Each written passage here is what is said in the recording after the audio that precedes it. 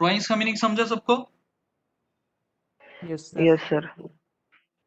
Now चलो अब आपको डेटर और क्रेडिटर देखना। डेटर का स्पेलिंग DBTOR है, क्रेडिटर का स्पेलिंग ये है, बी साइलेंट है। ओके, डेटर और क्रेडिटर का मीनिंग समझाता हूँ अपने को। इफ यू सोल्ड, सेल किया आपने to mister XYZ of rupees 10,000, answer देना है। व्हाट यू हैव डन, बोलो चलो। Sale of rupees 10,000 to X. 10,000 क्या XYZ को सेल कर दिया और उसने immediately, he has not paid the money, he will pay after 15 days. Okay, Yes. Yes. so right now the money is receivable from Mr. XYZ. Yes. We have sold ना, अपन ने उसको goods sale किए हैं और अभी immediately उसने अपने को पैसा नहीं दिया है। so XYZ से पैसा आना बाकी है। Yes. so Mr. Yes, sir. XYZ will be debtor. The person from whom the money is receivable is called as what? Debtor. Debtor. Debtor. XYZ को अपन ने सेल किया, अब उससे पैसा रिसीवेबल है, so he will be our debtor. Clear सब Debtor. लोग? Meaning समझ के लो, समझा मीनिंग? Yes, sir. प्लीज यार बाकी लोग भी थोड़ा अनम्यूट होके आंसर करोगे तो मेरे को समझेगा कि आपको समझ रहा है नहीं समझ रहा है। समझा या नहीं समझा? Repeat कर आंसर डेप्टर का। डेटर का ठीक है। वी हैव सोल्ड, अपन ने सेल किया है मिस्टर XYZ को 10,000 रुपीज का। उसने अपने को इमीडिएटली पैसा नहीं दिया, he hasn't paid immediately 10,000 rupees, he has promised वो 15 डेज आफ्टर अपने को पैसे देगा। आज के डेट yes. पे अपन ने उसको सेल किया है, आज के डेट पे अपने को उससे 10,000 रुपीज रिसीवेबल है। हाँ so the Yes. Amount receivable from any person will be called as what? Debtor. क्लियर? Debtor. डेटर किसको बोलोगे? Yes. जिसको भी, जिससे भी बिजनेस को पैसे आने हैं, ही विल बी डेटर। और Yes. क्रेडिटर का मीनिंग, अपन ने फॉर एग्जांपल परचेस किया है from ABC, we have purchase goods from ABC rupees 10,000 again, और we haven't paid the money to ABC। ये केस में क्या है? वी आर रिसीवेबल और पेएबल, हमें उससे पैसे आने हैं ABC से कि देने हैं? देने हैं। We are payable to him because we have purchased goods. Clear or not? Yes. We are required to pay Mr. ABC. So any person to whom the money is payable, जिसको भी पैसा we are payable is called as creditors. Creditor. Clear? Book में सब definition है, अगर आप पढ़ोगे तो और ज्यादा क्लियर होगा। डेटर का मीनिंग है a person from whom money is receivable. Receivable word is important. और क्रेडिटर का मीनिंग है पेएबल। क्लियर है बच्चों? Yes. अपूर्वा समझ रहा है? अपूर्वा, निशा, पार्थ और ऋषिकेश स्पेसिफिकली 4 लोग समझ रहा है क्या? Yes, sir. पक्का? Yes, sir. देखो ये नहीं समझेगा तो आप ऐसे ही बैठोगे तो आगे कुछ नहीं समझेगा, दैट इज फॉर श्योर। चलो ये तो तुमको समझता है, ये वर्ड तुमने पढ़ा है, चलो इजी। ये वर्ड पढ़ा है क्या? Yes. Yes. डिस्काउंट। Yes. क्या मीनिंग है डिस्काउंट का? ये तो बहुत इजी है यार, इतना तो आना चाहिए। डिस्काउंट का मीनिंग आप हिंदी में बोलो, इंग्लिश में बोलो, कुछ भी बोलो चलेगा। बोलो फास्ट। चलो सिंपल वर्ड, 100 रुपए की कोई चीज है, आपको कोई 5 रुपए उसमें कम करके देता है, that 5 rupees will be called as what? Discount. Discount ना? It's that easy. आप जाते हो ना Reliance trend, shopper stop, 20% of, 30% of, वो क्या रहता है? डिस्काउंट ही रहता है ना, Yes, Yes, sir. sir. बराबर है ना? So it can be simply हाँ, yes. Called as deduction allowed, बराबर है ना? हाँ, Yes, yes. sir. Yes, sir. सिर्फ उसके दो टाइप से वो समझना चाहिए, एक है ट्रेड डिस्काउंट, एक है Cash. Cash discount. Simple meaning में आपको बताता हूँ। फॉर एग्जाम्पल आप कोई नोटबुक लेने गए हो और नोटबुक पे प्राइस प्रिंटेड है MRP 100 रुपीज, ओके? हाँ, एग्जाम्पल क्लियर है? Yes, sir. Yes, you are gonna buy a अ नोटबुक और उस पे प्राइस प्रिंटेड है MRP 100 रुपीज, आपका शॉप ओनर पहचान का है, इसलिए उसने 5 रुपीज उस पे कम किए, तो वो रजिस्टर, वो नोटबुक आपको कितने में गिरा? 95. sir. सो ये 5 रुपीज उसने MRP से लेस किया, प्राइस ऑफ द प्रोडक्ट से। Yes, sir. Yes, sir. So price of the product से जो लेस होगा that will be called as, Trade up. Trade discount. Trade. और अब कैश डिस्काउंट का मीनिंग बताता हूँ मैं आपको। सेम प्रोडक्ट के प्राइस पे 100 रुपीज ही था, ठीक है? उसने 5 रुपए, चलो ये भी पहचान का था, वो अब 95 रुपीज को आपको दे रहा है। आपने उसको ऑफर क्या दिया कि मैं आपको इमीडिएट 95 रुपीज पे करता हूँ, आपको 15 डेज क्रेडिट पीरियड नहीं लूंगा, इमीडिएट कैश पेमेंट, तुरंत। तो वो शॉप ओनर ने और 2 रुपए का डिस्काउंट दिया फॉर इमीडिएट कैश पेमेंट। आप उसको इमीडिएट पैसा दे रहे हो, इसलिए उसने और 2 रुपए का डिस्काउंट दिया, तो आपको उसको पैसे कितने देने? 93. तो इमीडिएट कैश पेमेंट के लिए उसने कितने रुपए का डिस्काउंट दिया? और 2 rupees. 2 रुपीज। सो इमीडिएट कैश पेमेंट के लिए जो डिस्काउंट दिया जाता है उसको क्या बोलोगे? Cash discount. डिफरेंस समझा ना? ये 5 रुपीज उसने MRP पे लेस किया था ना, Yes, sir. तो MRP पे जो लेस किया उसको ट्रेड डिस्काउंट कहते हैं। और ये 2 रुपीज क्यों दिए उसने अपने को लिए डिस्काउंट, क्यों दिया? Immediately cash दे रहे हैं. आपने इमीडिएट कैश पेमेंट किया ना उसको। हाँ. अगर आप Yes. इमीडिएट कैश पेमेंट नहीं करते तो आपको ये 2 रुपए का डिस्काउंट देता क्या वो? No. नहीं. नहीं. So for immediate cash payment, he has given the 2 rupees discount. It's called as cash discount. Clear? Yes, sir. Yes, पक्का? yes, sir. ओके।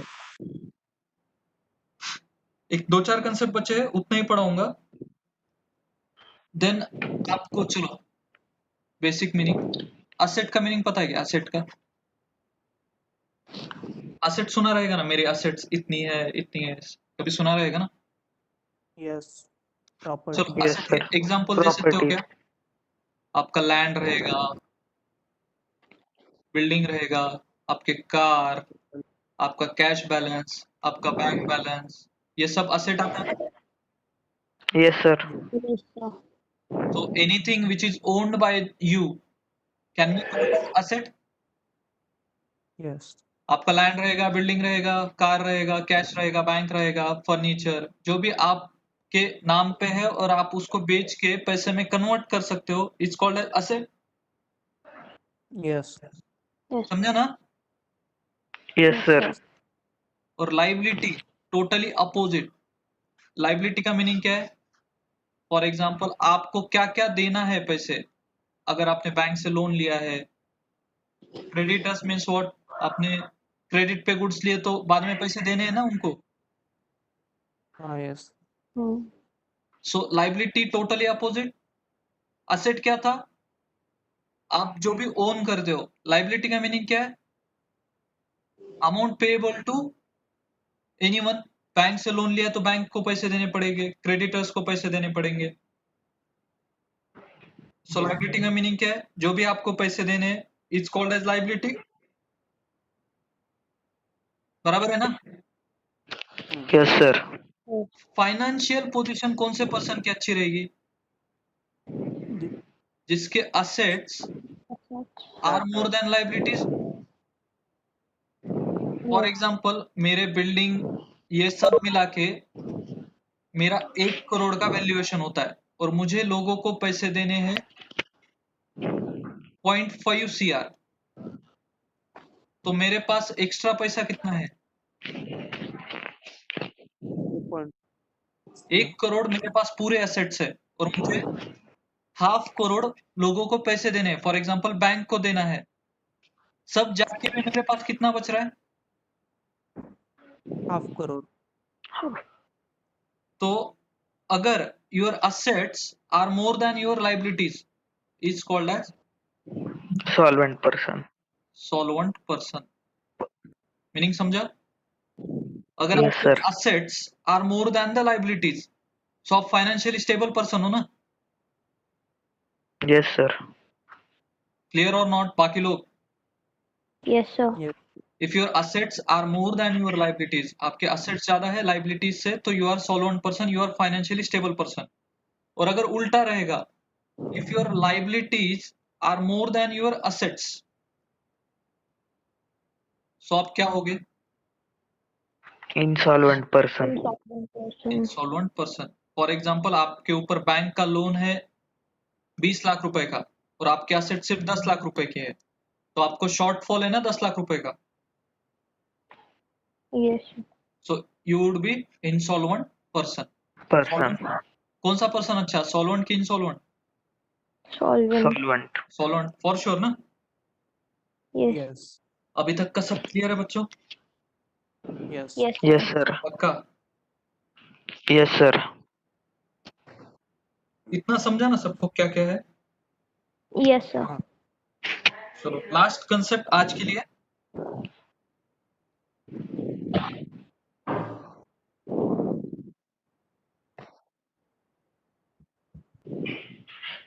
चलो अभी ध्यान दो। टाइप्स ऑफ अकाउंट में वापस से पढ़ा, तो बाकी वर्ड्स का मीनिंग मैं आपको बाद में बता सकता हूँ। मेनली 3 टाइप्स के अकाउंट्स रहते हैं, पर्सनल, रियल Real. Nominal. और नॉमिनल। मीन्स कोई भी अकाउंट रहेगा, अभी आपने आंसर्स दिए थे ना, याद है ना? Yes, Yes, sir. sir. हाँ। सो आपको कोई भी अकाउंट का क्लासिफिकेशन 3 इसमें से एक में करना है। सो पर्सनल अकाउंट में क्या क्या कवर होता है? All type of person. All types of persons, plus आप ये शॉर्ट फॉर्म में लिख सकते हो all types of person plus liabilities यहाँ पे कवर होती है। पर्सनल अकाउंट में क्या क्या कवर होता है? All types of persons plus liabilities. समझा? Yes, sir. रियल में तो इजी है, all types of assets only. कोई भी एसेट रहेगा तो वो कहाँ पे आएगा? Real Real. account. Real account. और नॉमिनल भी इजी है, नॉमिनल में क्या क्या आता है? Yes. Income and expenses. Expenses and income. Income. अगर कोई भी एक्सपेंस और इनकम रहेगा तो No. नॉमिनल में आता है। Clear? Yes, Yes, sir. sir. अब उसके रूल्स है, देखना हर ट्रांजैक्शन में एक डेबिट और क्रेडिट होता है। पर्सनल अकाउंट का रूल क्या बोलता है? डेबिट कब करोगे?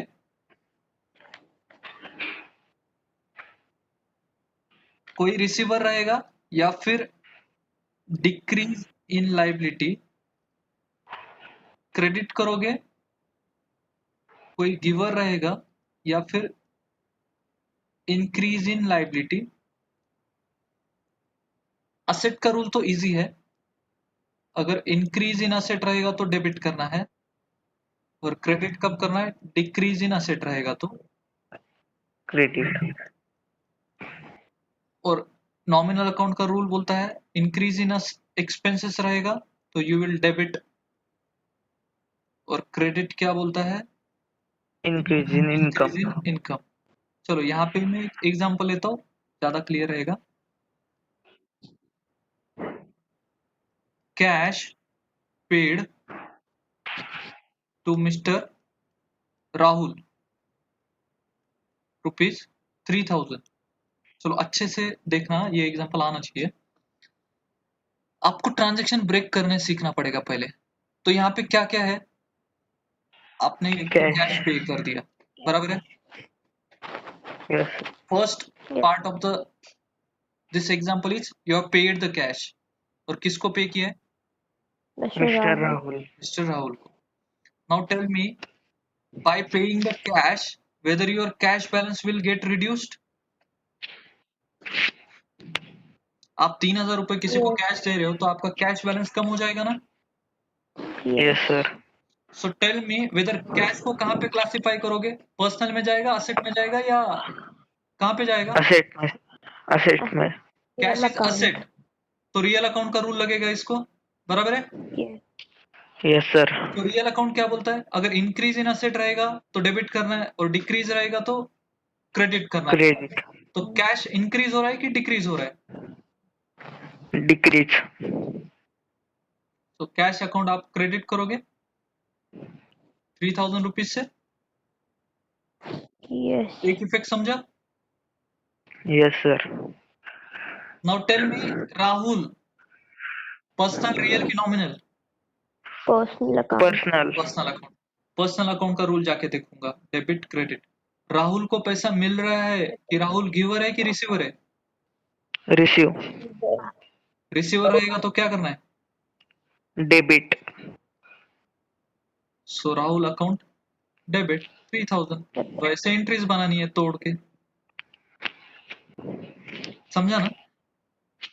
Yes, sir. Yes, sir. चलो और एक एग्जांपल देता हूँ, लास्ट एग्जांपल आज का। कल 11 बजे और मिलेंगे और रिवाइज करूंगा। Yes, sir. Paid salary of ₹5,000 in cash. आपने सैलरी पे किया 5,000 का in cash. Now tell me what are the important part in this example? Salary. Cash. Salary और कैश। बाकी लोग भी बोलो, सैलरी और कैश इंपॉर्टेंट है ना? Yes, sir. Yes, sir. दो पार्ट्स इंपॉर्टेंट रहेंगे हर एग्जांपल में। चलो सबसे पहले जहां पे भी रियल अकाउंट इन्वॉल्व है ना वो देख लेने का। कैश रियल अकाउंट है, Yes. Yes, sir. So now see whether cash balance is increasing or decreasing? Increasing. Decreasing. Paid किया है ना तो कम होगा ना कैश बैलेंस। हाँ, Yes. decreasing. So decrease in asset, real account का रूल क्या बोलता है, डेबिट करोगे या क्रेडिट करोगे? Credit. क्रेडिट करोगे, कैश अकाउंट को credit. Now tell me salary is your expense, Yes. So increase in Nominal expense रहेगा तो नॉमिनल अकाउंट का रूल क्या बोलता है? Debit. Debit, you have to debit it. So क्या होगा, salary account debit to Cash account credit. Account credit. 3,000 3,000 5,000 5,000 sorry. Clear? Yes, sir. पक्का समझा सबको? इतना तो समझा एटलीस्ट थोड़ा बहुत? Yes, sir. Yes, sir. Okay, so इतना जो भी पढ़ाया है आपके पास मैंने सॉफ्ट कॉपी में बुक दिया है, वहां पे पढ़ो, और कल 11 बजे मिलते हैं और क्लियर होगा कल, ठीक है? Yes, sir sir. कल 9 का क्लास नहीं है ना? 9 o'clock क्लास नहीं रहेगा, 11 o'clock ही रहेगा, ठीक है?